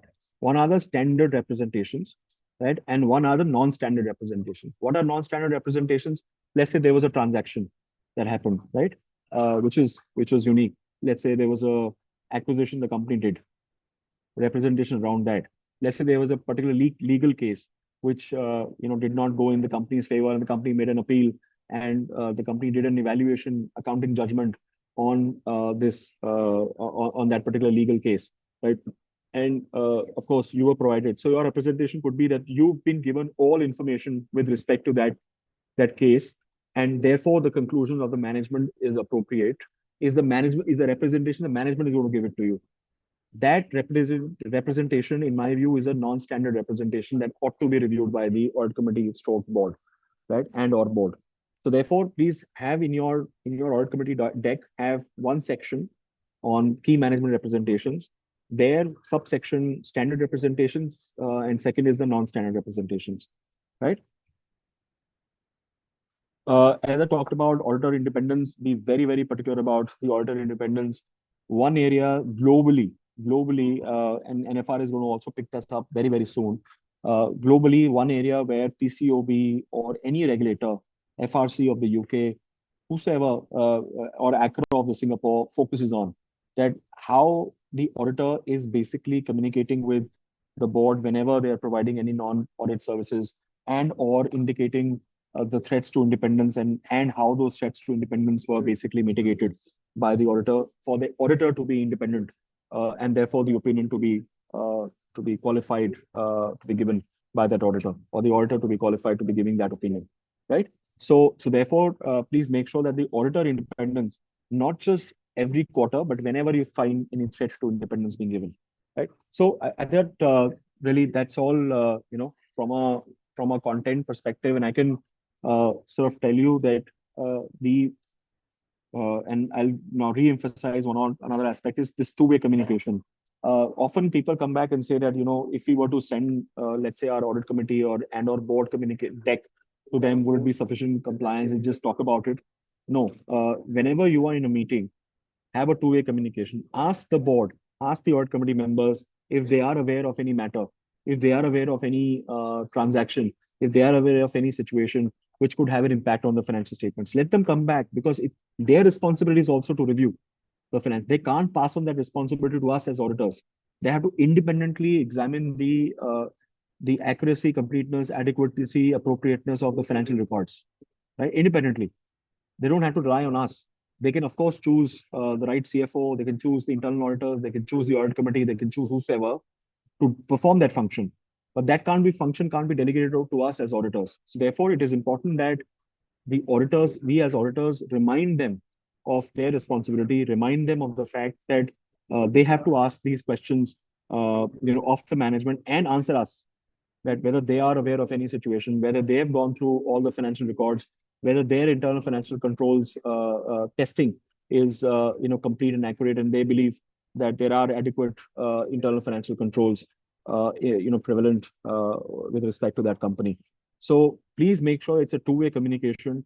Is not just our responsibility to talk to them, it is their responsibility also to talk to us as auditor. Plus, the point is that you have to make sure that you enable that communication, because that's the responsibility that is cast on you under SA 260. So that's all I had. I know a little bit of theory on this, but it is important that the relevance of this standard is not missed out by any one of you, because uh, as we go along, as we become more and more mature in our role as auditors, SA 260 is going to come very handy for you in terms of both the timeliness communication, completeness of communication, and appropriateness of communication. Thank you, Anmol. Back to you. For any questions and answers on this. I'll put my screen off in the meanwhile. Thank you, Ashish Ji Gupta ji, for simplifying this topic and explaining it thoroughly. Now we kick off the question answer session. We have few questions for both the speakers. First, I request my colleague co-coordinator Anmol ji to please table the questions collated for CA Vatika Arora ji. Then Sure. I'll take up the questions for Ashish Gupta ji. Am I audible? Mr. Anmol. Am I audible? Yes, you're audible. So, ma'am, here's a few questions for you. So, going towards the foundations of auditing, what, according to your experience, is the meaning of reasonable assurance? All right. So reasonable assurance would mean that it's not an absolute assurance. And I think it's a very valid question. And, while Ashiji was also talking about what is the reasonableness of the financial reporting, how do we kind of ensure that who are entrusted with the, with the responsibility of governance over the, internal controls, they are making sure that there is reasonable assurance, in the sense that absolute assurance cannot be there. But we have to take every step to ensure that we have every reason to believe that there are internal controls in place which assures that financial reporting is correct. Okay, so Can I just supplement? I think Vatika ji very rightly said that reasonable assurance is true and fair view. And absolute assurance is a true and correct view. We all know that we have to opine on the financial statements taken as a whole, and whether those financial statements reflect the financial position of the company as of a particular date, the operations of the company, cash flows of the company for the particular period, and whether they are true and fair in the view of the auditor. And true and fair view is a reasonable assurance. And as Vatika ji mentioned, it's not an absolute assurance in any manner. An absolute assurance would typically mean that there are no errors in the financial statements at all, where we focus on only material misstatements in the financial statements, not all misstatements in the financial statements, right? So that's really the difference. So the next question revolves around audit sampling. Suppose there is an entity with us 100 branches, and every branch is having 2 bank accounts. So how should we, for the purpose of IFC testing, how should we select the sample? Again, I think it's a very fair question, that when the whole analysis is being done on what locations to be selected, what samples to be selected, what is the nature of the controls which have to be taken into consideration while we are having our nature and timing and scoping being defined. Again, it depends on a lot of parameters. One of the parameters, again, comes into picture, which is the judgment of the auditor.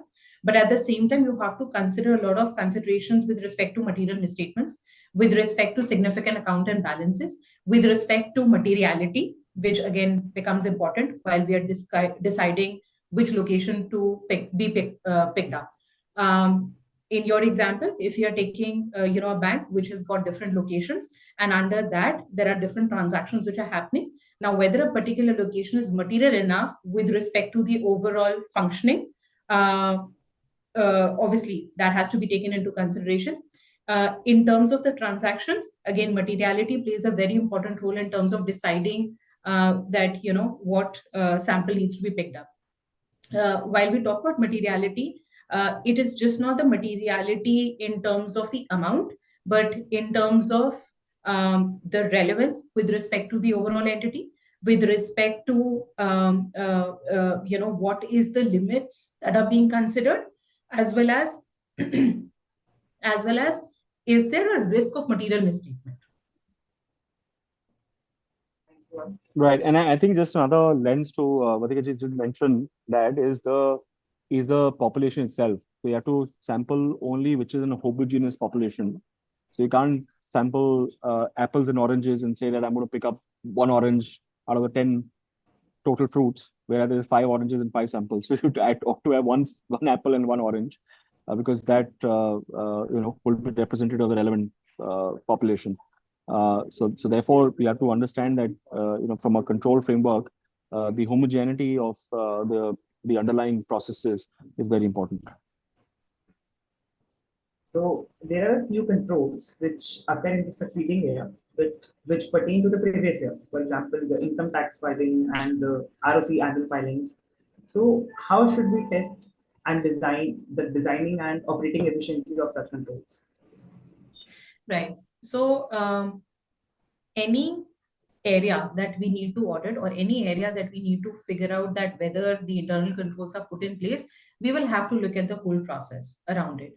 Now, for example, if the ROC filings are happening correctly or no, we first have to understand that internal financial controls talks about what are the steps or what are the policies and procedures which are being taken to reach to that level. So, for example, if the ROC filing is happening, before that, if I take a step, then whether the financial reports are prepared properly or no. For that to happen, whether every step, every process, every way of working has been documented and has been followed, that we have to take into consideration. So while we can be very technical in the nature of whether ROC filing, testing what exactly needs to be tested, I think with respect to internal financial controls, we have to again focus on the steps that takes us to that level, rather than focusing itself on what are the, because those are technical things of whether ROC filings are happening, whether you have the proper documentation, there's a auditor's report, or whether there's a director's report which has been attached. But we also have to focus on the steps which are being taken up until that point. So I have a common question to both the speakers as it relates to both the topics of today's webinar. So SA 265 talks about communicating about the internal control deficiencies to TCWG and management.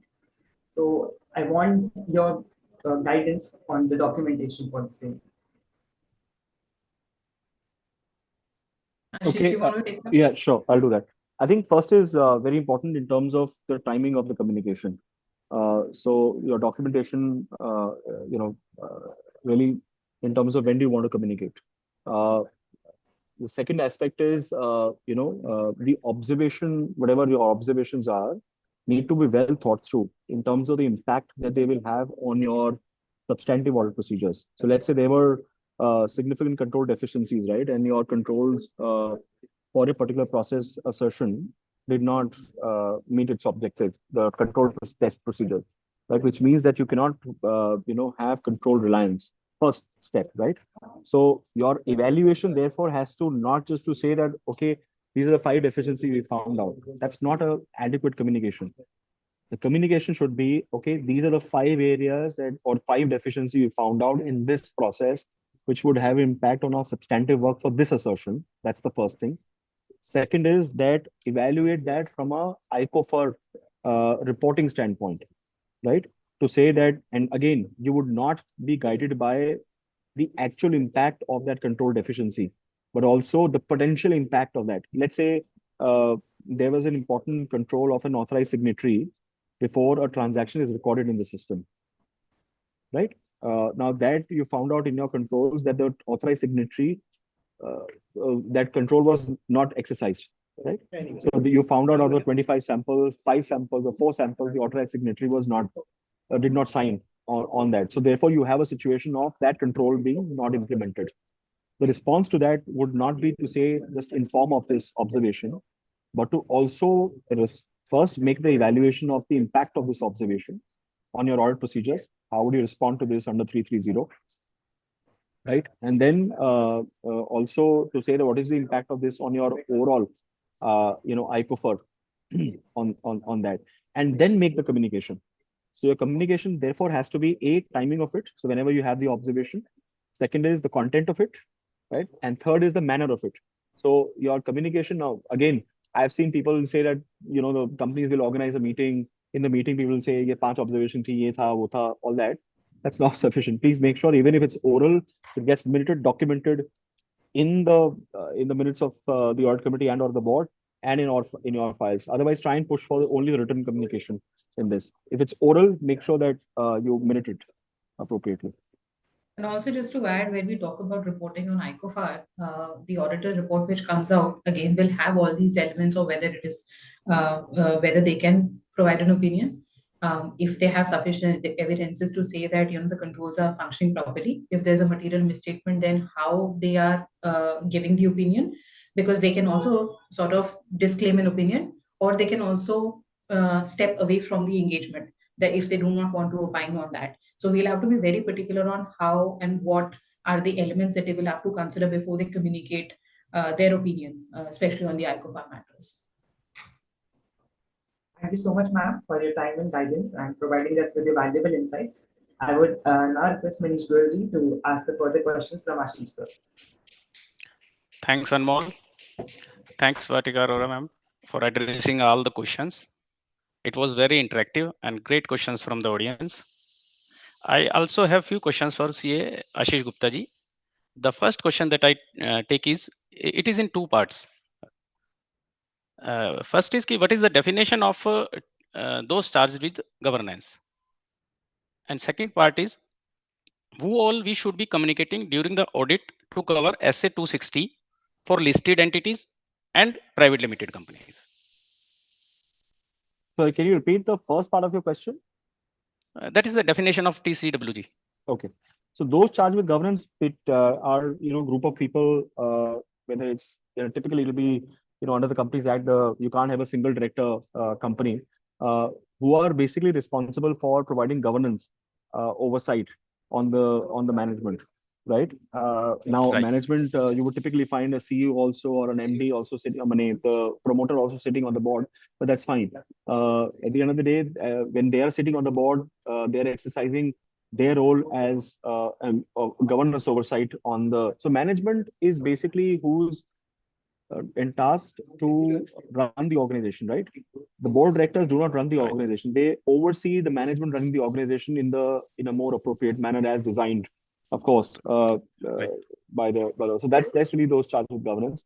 In terms of how to, who are those charged with governance from a listed company or a private listed company, as I said, typically you would find subgroups like audit committee being formulated. Even for unlisted companies, for certain class of companies, you have the audit committee. If it's a limited company, not a private limited. If it's a private limited company, the audit committee requirement is not there. So in which case you have the board of directors exercising that function themselves.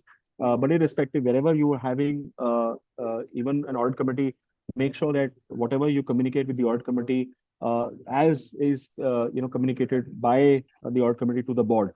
So in the board minutes, so please verify the board minutes. In the board minutes, the audit committee ought to be briefing the board about their interaction with you as auditors and what are the significant observations that we as auditors have communicated. That's also included. So please make sure that your communication is not restricted to only the audit committee, but how the audit committee is also communicating that to the board as well. Right. Another question is, can you please guide us on documentation and any other additional procedure requirements for joint auditors while communicating with TCWG? Absolutely. Excellent question. I think as joint auditors, it's a joint responsibility. And in that, the only additional I would say consequent to 299 is to demonstrate and to communicate who's doing what as joint auditors. So what is the joint responsibility as to the financial statement line item, which one is being audited by whom? So that's very important, so that the audit committee and the board clearly understands the role of the joint auditors here. Every communication has to be jointly signed up. So there has to be first alignment amongst the joint auditors on what you're communicating. In case there are differences of view, there could be situations where I as a joint auditor do not agree to the position of the other joint auditor, in which case it is mandatory for me to have issued a separate communication to the audit committee and or the board as well. Right. So let's say I have a difference of view on a particular accounting position, in which case I have to then issue a separate communication other than the joint communication, where I will dissent to the position taken by the other joint auditor and put forth my position on that subject matter. Right. Is it for all the listed companies, irrespective of capital and net worth, and even if the companies are defunct but the listing is going on? Okay, so let's say the standard does not, of course, apply only to listed companies. It applies to all companies, all your audits. So it's not irrespective of. So your question could be that, what if the company is not operational, whether it's listed or not listed, the company is not Yeah. operational. In this case, first of all, of course, you will. I'm assuming that you will, of course, review your appointment and your continuation as an auditor. Assuming that you're okay with continuing as an auditor, the standard doesn't give you an exception to say that you will not make a communication, because the Companies Act doesn't say that you can't have a board. You will have a board irrespective of whether the company is having an operations or not. To that extent, the your communication will be very curtailed. You will not have, of Okay. course, the detailed one. But my suggestion to you would be, when a company is not operational and is defunct, please do review your position to whether you want to continue as an auditor or not, and especially what is the role that the board is exercising on that. What is the function that the board is exercising on that company? Okay. Okay. Next question is, what helps to reduce the number of errors in listed company audit? It's a fairly loaded question. I mean, the errors of course, my response would be plan well, uh, carry the procedures through the year, have regular interaction with the management and the audit committee stroke board. And fourth, continue to recalibrate your audit procedures with respect to whatever your observations are. So just follow the basic framework of your auditing. I think the framework of auditing, quite frankly, and some of the guidance that AASB has put out, whether it's the documentation checklist, whether there are different guidance notes available for different situations, please make sure that those are handy with you, because they Right. provide a great segue into how you can actually execute a robust audit.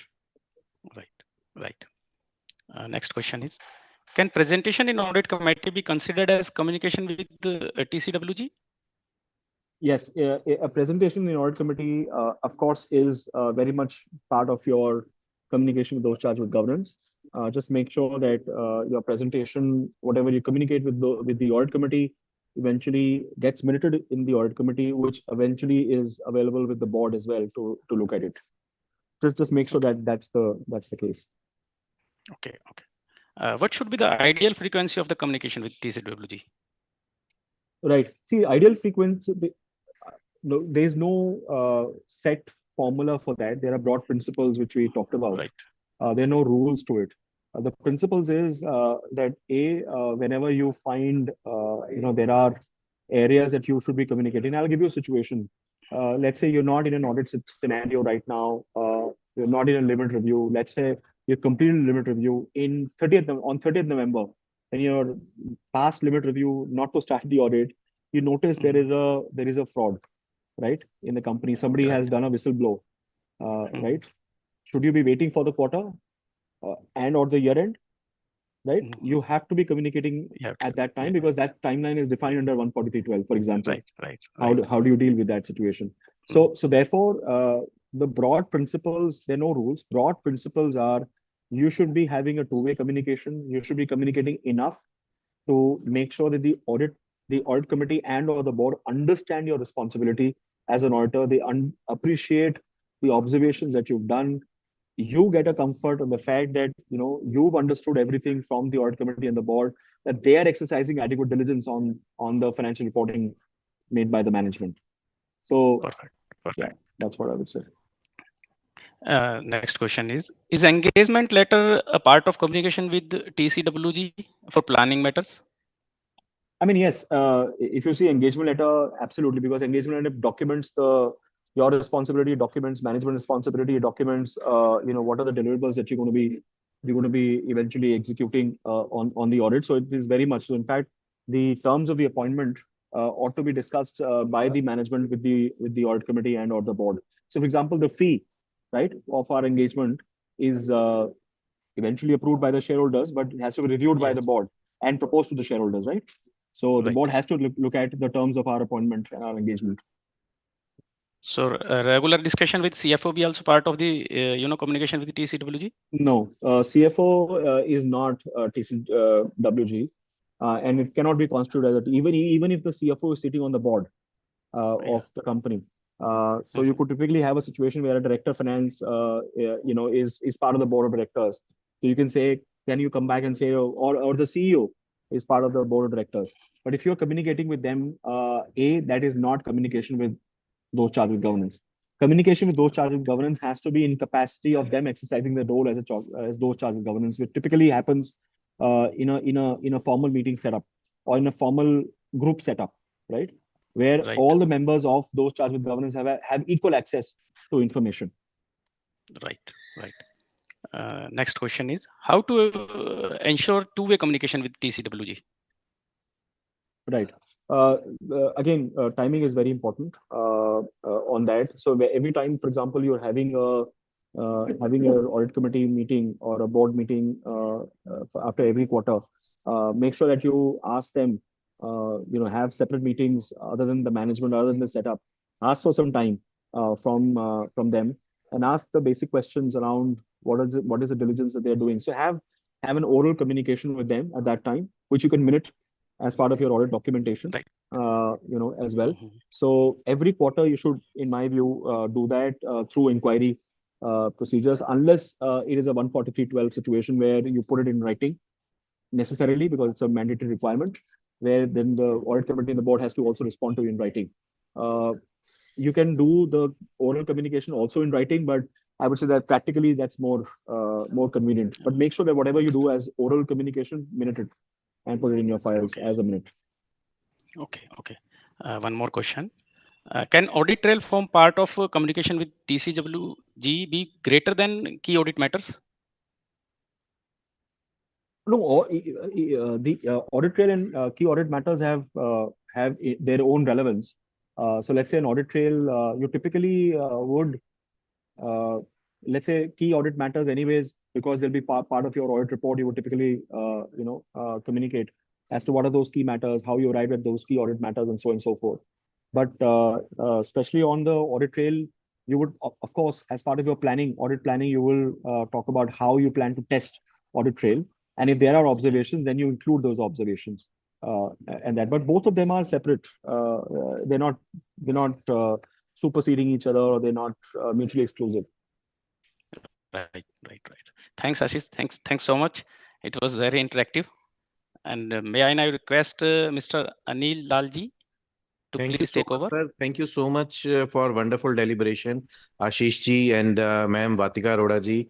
In spite of having your audit committee meetings during this month, you have given us time for our members. And Vatika ma'am, you have justified with your presentation in a very, very efficient manner, in a very lucid manner on this IFC. Hats off to you, ma'am, and on the core of my heart, thank you so much for sharing your thoughts as well as inputs on this internal financial control. And I also thanks from the core of my heart as well as on behalf of SSP of ICI towards Sri Ashish Gupta ji for sparing your time and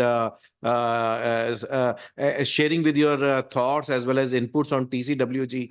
And in this very crucial time period when we both of you are busy and you have given your kind consent. Thank you so much, ma'am. Thank you so much, sir. I also extend my heartiest thanks towards Manish Goyal ji and Anmol Agarwal ji for wonderful coordinating of this webinar today. And from starting 4 to this 6, you have coordinating this webinar as well as during the question answer session also. So thank you so much, Anmol ji. Thank you so much, Manish ji. I also thanks all the participants of today's webinar. And thank you so much once again, Vatika ma'am. Thank you so much once again, Ashish ji. Thank you so much. Thank you. Namaste. No pleasure. Thank you so much. Thank you for this opportunity. Thank you. Thank you so much. Thank you. Namaste.